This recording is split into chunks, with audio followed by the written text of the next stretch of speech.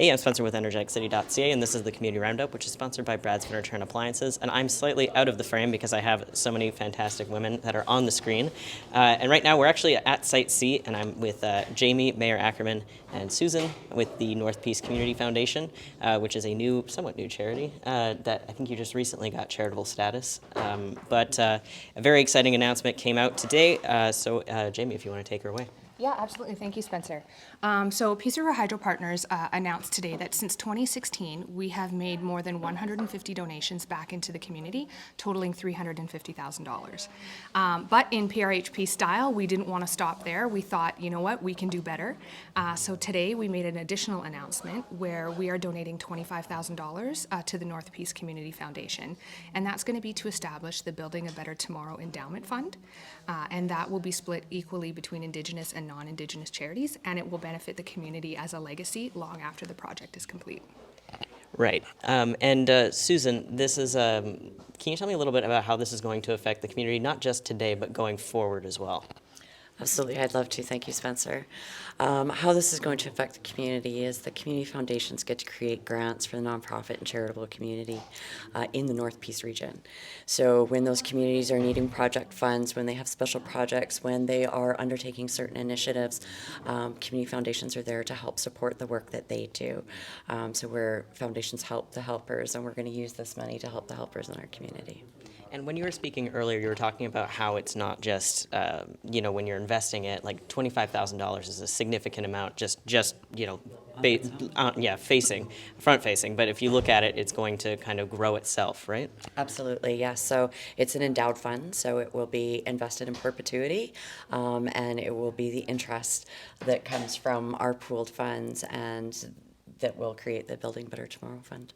That's excellent. And Mayor Ackerman, you were talking about, because the funds are going to be used for both Indigenous and non-Indigenous initiatives, but you spoke a little bit about why that is significant in a way for, especially when it comes to Indigenous initiatives, because they always kind of look forward. Can you kind of touch a little bit more on that? Yeah, I think it's obvious over the last few months how our local First Nation communities have invested in Fort St. John, and this is an opportunity to take that even further. Business and government can only do so much. That's where nonprofits step in and fill in those gaps.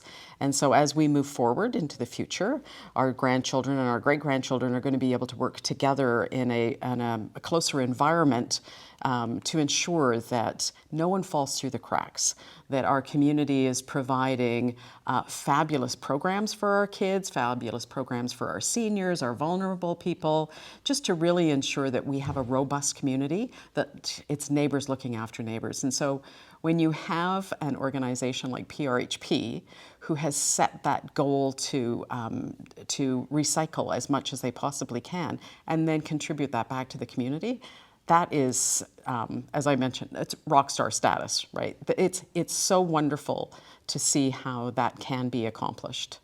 Right now, can be accomplished because of recycling. And that was something that you mentioned as well, is that most of these funds did come from just recycling on Site C, whether it be aluminum cans or scrap metal. Can you talk a little bit about, the folks that kind of made that happen? Yeah, absolutely. So we started our community investment program in 2016. And we started our recycling program a few months later. So since the recycling program has kind of picked up speed, we've actually been able to fund our community investment donations exclusively from the deposit refunds that we're getting from the recycling. And in the last 6 years, our teams have taken more than 1,200 truckloads of pop cans and bottles into town to be recycled locally. We've also recycled more than 7.2 million pounds of scrap metal, which we've kept out of the landfills. And it's really the greatest example of teamwork because we work together at all levels here on the project, whether it's the individual worker taking the pop can the extra 10 feet into the recycling bin, our site services team who collects all the recycling and takes it into town, the environment team who's tracking and monitoring how much scrap metal and the different kinds of metals that we're recycling, the warehouse team, our logistics team. Everyone really works together to make this program possible. Even up in the office, the finance team, the procurement team that are processing the checks and all the paperwork to make these donations.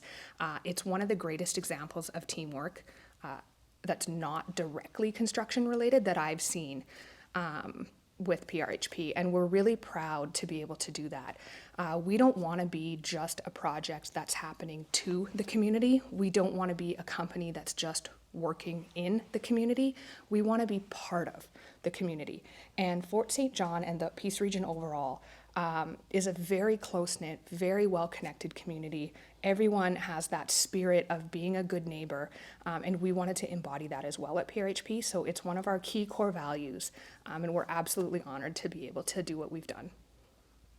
And Susan or Lori, I know that you're involved with the North Peace Community Foundation, and as well as you were talking about how you cracked the fresh laptop open this past November.